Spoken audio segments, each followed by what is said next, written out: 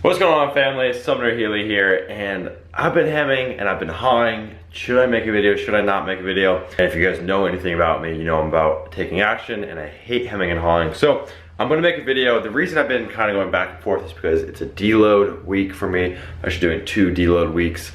Body's pretty taxed right now. But I figured, you know what, you guys could probably get some value out of seeing what a deload workout looks like. Today we're hitting legs. I'm gonna take you guys along, show you what a deload workout is. And we're just gonna have some freaking fun. That's the real root of all of this, is we're gonna have fun, we're gonna have a great day, and I'm gonna take you guys along for the ride. Let's do it! I knew that I would love you till the day I die, and I will never want much more. And in my heart, I will always be sure I will never forget you, and you will always be by my side till the day I die, day I die, day I die, day I die, day I die. Did you guys drive over here? This shit is insane. Alright guys, thank you for tuning in. Before we start this commentary, I hope you guys can excuse the fact that my voice sounds like a freaking donkey's butthole.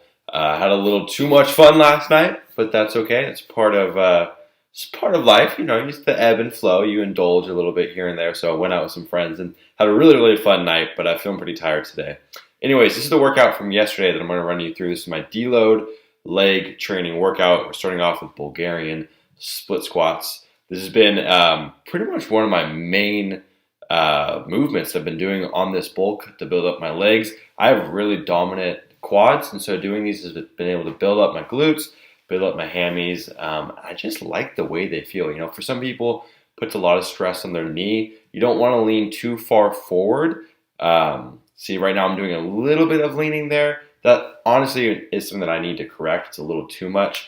But you just want to make sure you're keeping good form and contracting exclusively in your hammy is really where you should be feeling it. So if you guys aren't doing Bulgarian split squats, highly recommend you guys integrate these puppies. So what I want to do is just explain this workout to you, but also explain to you guys what a deload workout looks like. You know, a lot of these gym bros, myself included up until recently, thought that taking a deload week was completely pathetic and made no sense. It was for losers, it's for people that don't like working hard, and that's obviously not the case. The thing is, I like to equate going to the gym and really working on your fitness as an endurance race. It's much like being in the NASCAR, right? If you're doing NASCAR, you're going to be doing hundreds of laps potentially, and you're going to need to come in and take a pit stop. Otherwise, you're going to run out of fuel. You might burn up your tires, you know, your car's gonna have wear and tear that needs to get worked on. And so it's much the same with training. You're gonna reach a point where your CNS, your central nervous system, is fried. You're gonna reach a point where your joints are fried, and you're gonna reach a point where your muscles actually aren't recovering in the way that they need to before you add another training stimulus. And so I kind of hit that wall, and what you wanna make sure is that you have it programmed into your training so you're not hitting that wall. You wanna just be able to catch it before you hit that wall. Because if you're hitting that wall where you feel burnt out, it probably means the last few weeks or last few training sessions were invalidated because you're not at optimal performance. So unfortunately, that's what happened to me. I burned out and I was like, crap, I need to take a deload, which I should have just programmed it in and taken a deload before I felt that burnout. It's okay though, part of the game. So you see me here, I'm doing some of my favorite leg movements, which is the hamstring curl. Honestly, I think this is a severely neglected movement if you do it right.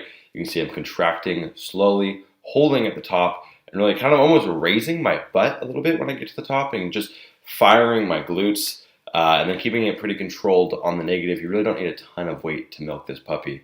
And now we're going over to my weak point, which is, of course, like any bodybuilding bro, calves. This is a place that I've really been trying to develop, and I've been testing out everything: volume, frequency, heavy weight, and from what I found is frequency and heavy weight have been the biggest thing for me. So I'm going 15 reps, which for an endurance muscle like the calf means you're gonna have to throw a lot of weight at it.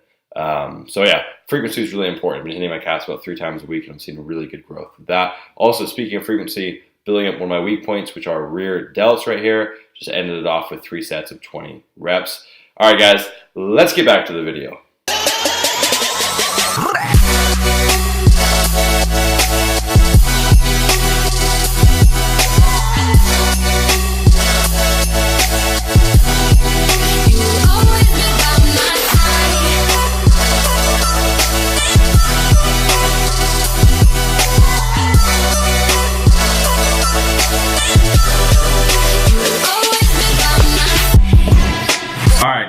we're back. We brought a chow. I'll show you what I got here. We have about 60-70 grams of carbs worth of pasta, chicken, a little bit of cheese, 2 whole eggs, and a bunch of kale and onions. But while I chow on this, what I want to talk to you guys about is why I'm deloading and why I recommend all of my clients and really anyone that's watching this video who's taking their training seriously to start integrating deloads.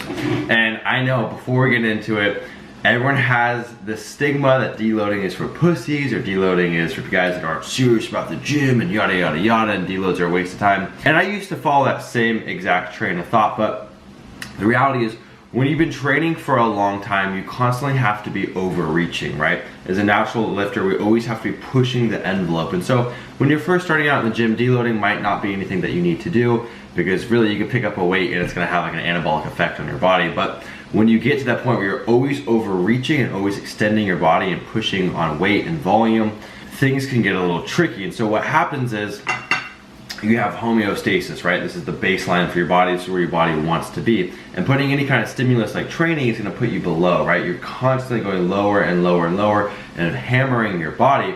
And what happens is you get to this point of no return. You've been training for so long that your body's actually not catching up to your training. So your ligaments, your joints, your muscles, they're not repairing and rebuilding in time for your next training session or your next training block. And so what I've been doing is about 5 to 7 weeks of intense lifting. That's what I've been doing on this bulk. We've been doing a lot of volume. We've been doing a lot of progression on our key lifts. I've gotten incredibly strong in the last 3 months. But I started to hit a wall. And what I did wrong is I actually didn't structure deloads into my program like I should have. I was more in tune with my body and said, you know, when I feel taxed, that's when I'm gonna take a deload. But the problem is once you hit that point of feeling taxed, it's far too late. And so what I'm doing now is I'm actually taking a 2-week deload. And as you guys saw in that last clip, I'm doing, you know, moderate weight. I'm doing about 60 to 70% of my 1RMs on most lifts. I'm just cutting the volume down substantially. And if I wake up in the morning and I don't feel like training that day, I feel like my body's taxed, hell, I'll take the day off. So on Tuesday, I took the day off from the gym, and that was just kind of how things shook out for me. But the reason I'm doing this deload is because I'm letting my body come back up to homeostasis, and then what happens is you actually have what's called the super compensatory phase, and this is when you actually go slightly above, and this is when all the stuff that you've been working on, all the strength that you've been building, it has actually caught up. And now let's say, for example, I was doing, you know, 100-pound dumbbell press.